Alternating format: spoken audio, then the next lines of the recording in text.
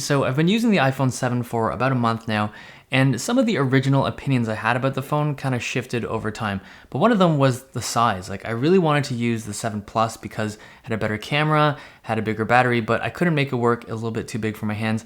I do want to share some other thoughts with you though. Everything is fast on the iPhone 7, from the fingerprint sensor to general usage to launching the camera. Everything just feels really snappy, but true multitasking still doesn't exist. And that's probably my biggest bottleneck. Like, if I'm in an email app and I'm trying to reference another application and going back and forth between the email app and the other app, that process sucks. It's just super slow. The iPhone 7s have a really good camera, but most of my shots are taken in well-lit environments. And truthfully, unless you zoom in and pixel peep, the well-lit photos don't look that different from the iPhone 6s or even the iPhone 6. Now, the low light capabilities are noticeably improved. You can get some surprisingly good shots at night. The video stabilization is really nice. On previous generation phones, you needed the bigger Plus models to get OIS, but they packed that into the smaller phone now, and that's actually my favorite camera upgrade on the iPhone 7.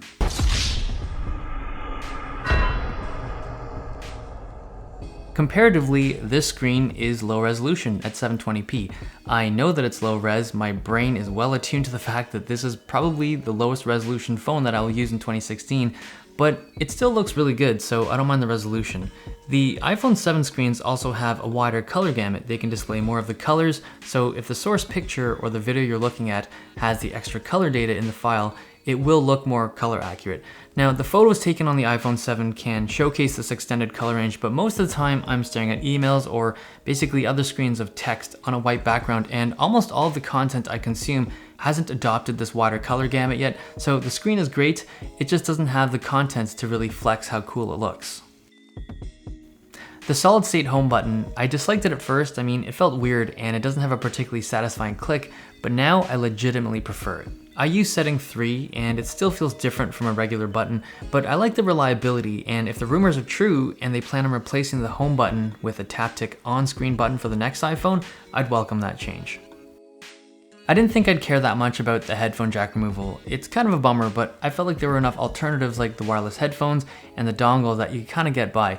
But the one thing that really sucks for me is charging it at night. I often fall asleep with headphones on, and I'll end up having to charge it before work the next morning, and it doesn't support like the super fast quick charge, so yeah, I don't love that.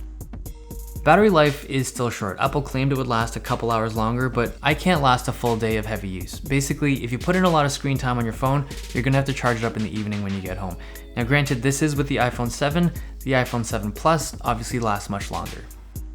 Water resistance is cool. It's nothing really new for flagship phones, but the iPhone 7 sounds the best amongst that group. It's actually one of very few phones that has 2 speakers and is also water resistant. They sound good on their own, but I also connect it wirelessly when I'm doing dishes, and I never have to worry about the phone getting wet. I would actually go as far as to say that this combination of the upgraded speakers and the water resistance are my favorite features of the phone. But I'm curious, for the people that have been using the iPhone for a while, what have your favorite features been? Let me know down in the comments.